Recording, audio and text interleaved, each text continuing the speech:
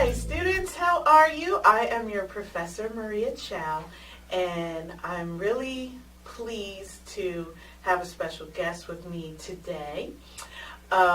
We have been talking the last couple of weeks about the civil rights movement and the black arts movement, and my guest today was very active in those movements and is an artist himself, a poet, a singer, a community organizer, dancer, drummer, so many things. So without further ado, I introduce you to my father, Richard James. Hi, Dad. Hi, how you doing, Maria? Can I call you Maria or should I say Professor Chow? You can say Maria. Okay, you can say that. Well, it's pleased to be here, and be able to talk about arts, particularly in the African American community, the development of arts, and also to talk about the life struggle for liberation and freedom. That really began with the African American community and then lit a fire throughout the nation where other people began to deal with issues and stand up and be counted. But it's an interesting and a very important issue to discuss, so I appreciate the invitation of being here. Yeah. Wonderful. And you're right. We talked about in one of the PowerPoints that this was a borning struggle, meaning that it affects not only the African American community, but then later we had the Red Power movement and the if you're down with the brown for the Chicanos and others took the lessons they learned from civil rights and Black Power movements to fight for their own freedom and equality. Yeah, that's very true, Maria, and we must not forget women, the feminist movement, because people don't understand that at some point women were considered property, and women were not, and I'm talking about all women, I'm not just talking about African American women, were not even afforded the right to vote in this country until after the turn of the century, and continue to struggle to try to break through the glass ceiling where you begin to see each other as human beings and recognize the character of a person, recognize their talents, who they are, rather than their ethnicity, rather than their sex or their sexual orientation, to move this country toward humanizing people, in a realistic kind of way. Yeah. Well, can you tell the students a little bit about why were the arts an important part of the movement? Was it just something fun to do, or how was it a part of the movement? Okay, that's a good question. Who are the artists? And what constitutes being an artist? And what, by definition, what is art? When you think about it, people who are creative, who reach inside of their own humanity, who they are, their center core, and are able to communicate that to the world, that's an artist. So when I think of artists, and then I reflect upon the civil rights struggle, I think of people like the Reverend Dr. Martin Luther King Jr., who was indeed an artist. He was a noted poet. He was an author. He was very, very creative. But he had an internal genius and sensitivity and concern about the issues of other people. And then when I look at some of the other civil rights people, for example, like Paul Robeson. Paul Robeson was indeed, in terms of his intellect, probably the genius of the civil rights movement.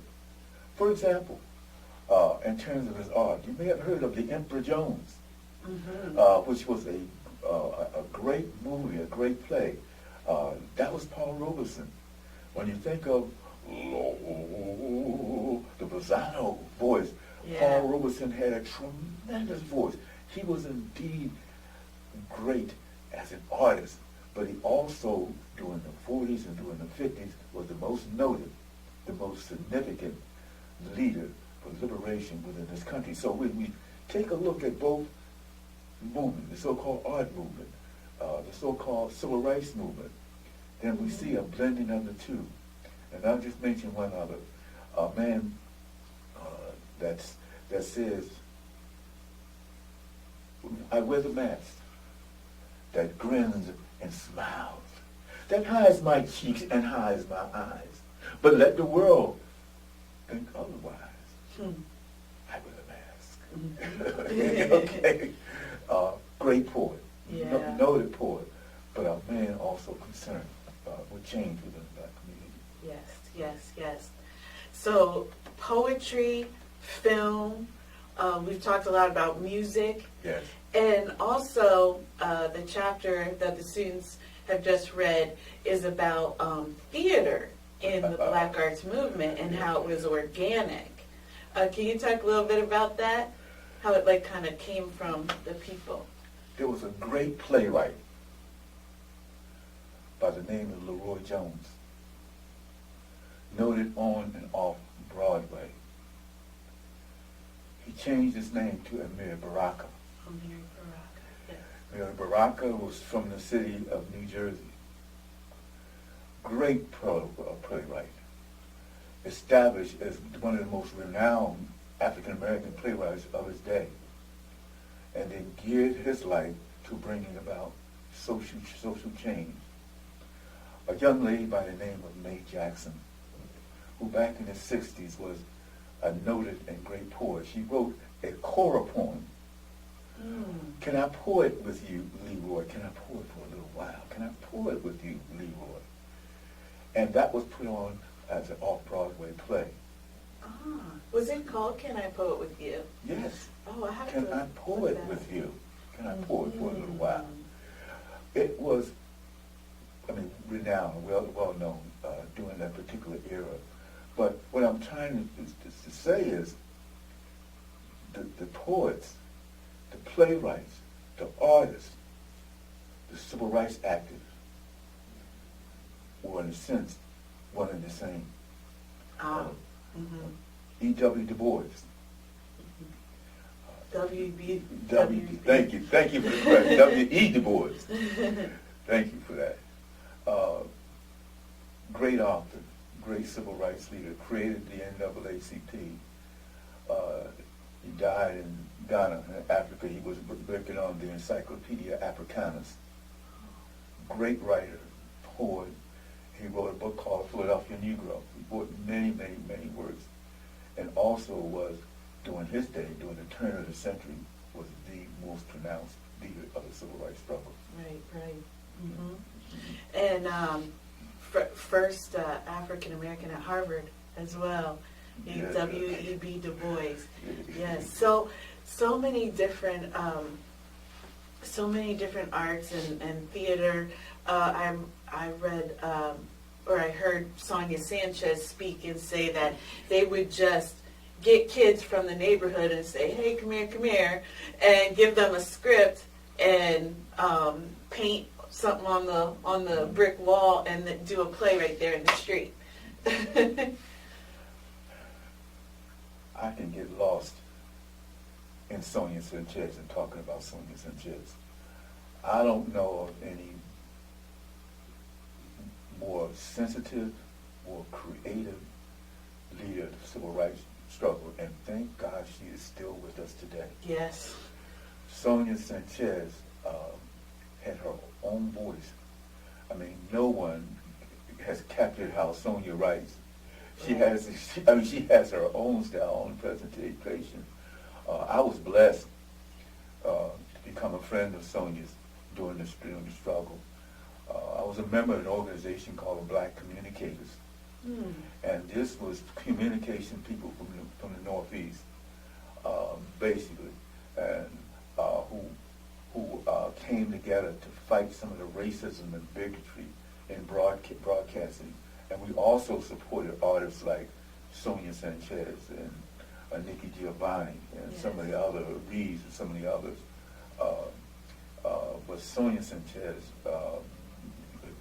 continues to make an impression, not only on art and theater, but also on civil rights and liberation. Definitely.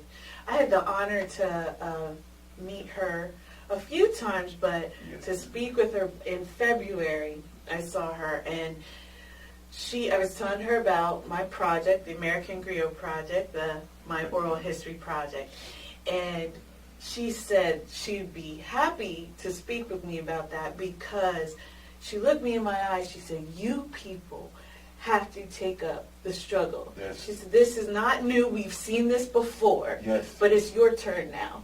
Yes. And that was so powerful to hear from her. She's amazing.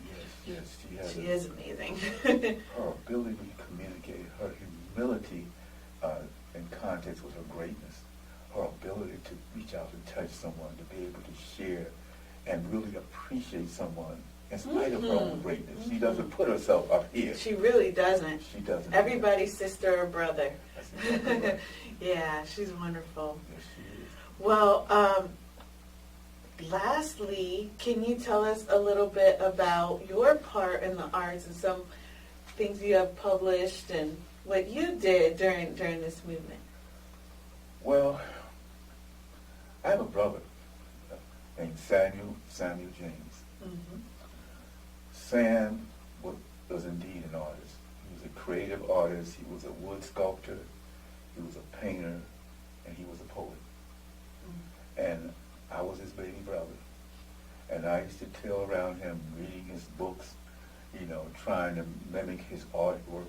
And that got me started into the whole arts thing.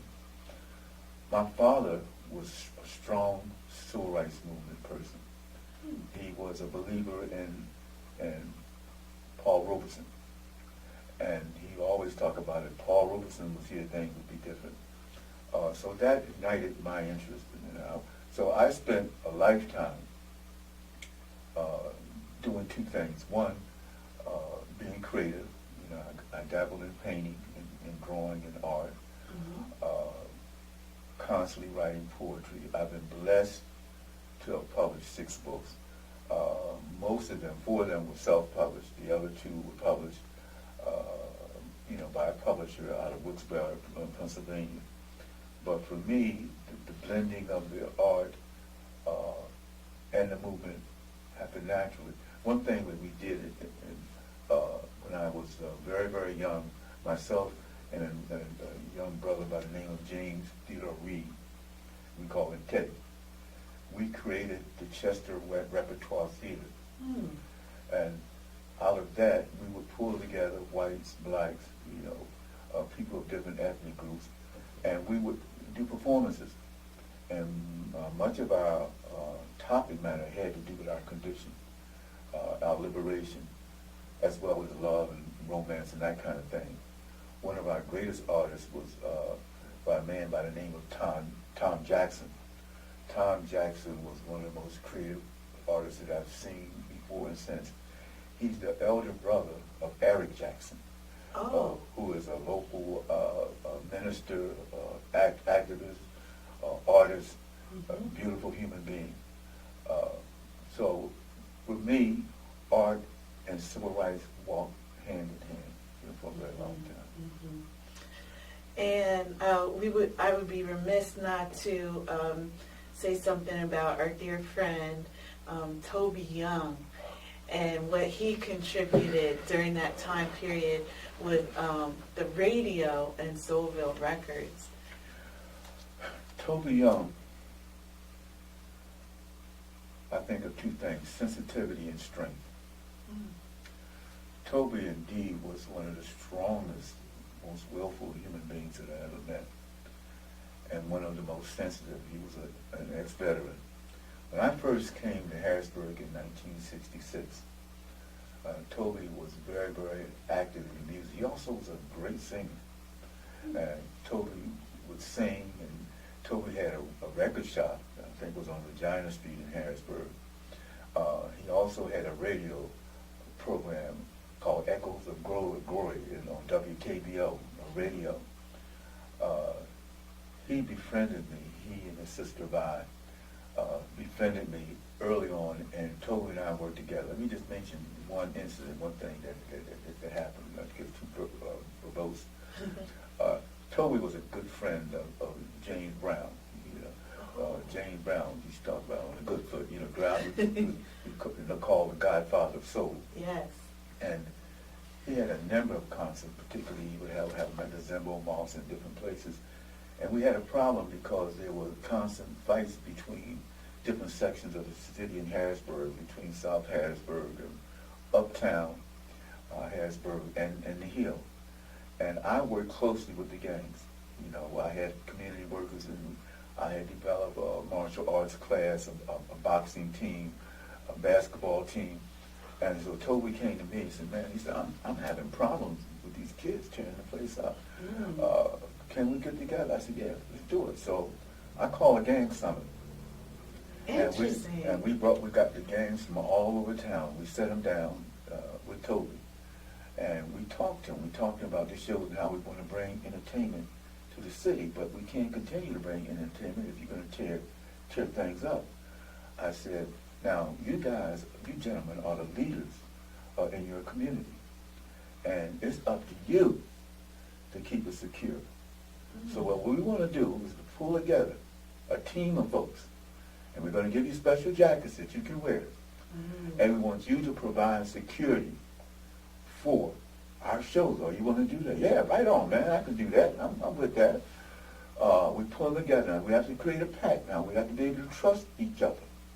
So we got to work together. So if there's a disturbance, and we come together and we're able to quell that. But we want people to see you, the leaders, the top guys, the top dogs, that they're standing said that we want to make this show work. Toby and I worked together on that. We put that together, and it worked. I emceed a couple of the James Down programs. You know, I was quite a hand back in those days. And but it worked, and it also helped to bring these guys together to start communicating. We had boxing tournaments in which we used to be a pal that was down on 3rd Street, in which they would box. But the idea of opening up communication and showing a little love for these guys, love and respect, and that helped to do it. But I could go on and on and on. I love Toby because he's worthy to be loved. He's a man that emanates progress all his life. He was recognized in the Gospel Hall of Fame and admitted to the Gospel Hall. He and Olin Harris. Olin was his brother. Olin was the one who originally created Echoes of Glory. And then he and Toby teamed up, and then Olin went a separate way. But Olin Harris was a musical genius, a great singer, and had a heart of gold. And so was T.Y. And I want to say that thank you for mentioning T.Y. He just passed recently, but he was one of our most loved and meaningful people in the Harrisburg community. Yes, he was. Students, you can read about Soulville Records and Toby Young in, I believe it was the February issue of The Berg, which is a free magazine that you find around Harrisburg and central Pennsylvania, different coffee shops and doctor's offices and things like that. But they did a full article on him, and I'm sure they have it online as well. Well, and that's amazing what you did, and we still need that kind of stuff in our community.